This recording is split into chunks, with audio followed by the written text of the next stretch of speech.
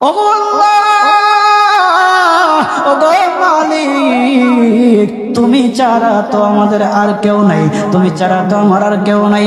আল্লাহ গো, তুমি যদি মাফ না করো কে আমাকে মাফ করবে? তুমি যদি মাফ না করো কে আমাকে মাফ করবে? তুমি যদি আমাকে মাফ করো তাহলে তোমার কোনো দিকে কমবে না, তুমি যদি আমাকে মাফ না করো তোমার কোনো দিকে বাড়বে না। আল্লাহ গো, তুমি আমাকে মাফ করে দাও। সারাটা জীবন অন্যায় কাজ করেছি, সারাটা জীবন নাফরমানি করেছি, আমার কাছে কালেমার দাওয়াত কম আসে নাই, আমার কাছে কালেমার দাওয়াত কম আসে নাই, আমাকে লোকেরা কম বোঝায় নাই। ওগো আল্লাহ, তুমি আমাকে মাফ করে দাও। মাফ না করলে কোথায় যাব, কার কাছে যাব? বাবা যখন মারে তখন মার কাছে আশ্রয় নেওয়া যায়, মা যখন প্রহার করে তখন বাবার কাছে আশ্রয় নেওয়া যায়, বাবা মা যখন প্রহার করে তখন দুনিয়ার কারো না কারো কাছে আশ্রয় নেওয়া যায়।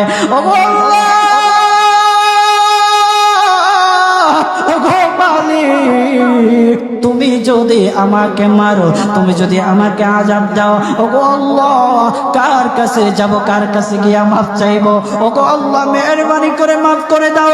এইরকম কান্না করতেছে, কান্না করতেছে, চোখের পানি তার এমন ভাবে পড়তেছে, দাড়ি ভিজতেছে, দাড়ি ভিজে জমিনের মধ্যে চোখের পানি পড়তেছে, কান্না করতেছে। বান্দাটা কান্না করতে করতে করতে করতে আমার আল্লাহর কাছে এমন গ্রহণযোগ্যতা অর্জন করেছে, মহান আল্লাহ রাব্বুল আলামিন তার ডাকে সাড়া দিয়া তার জিন্দেগির সব গুনাহ মাফ করে দিয়েছেন।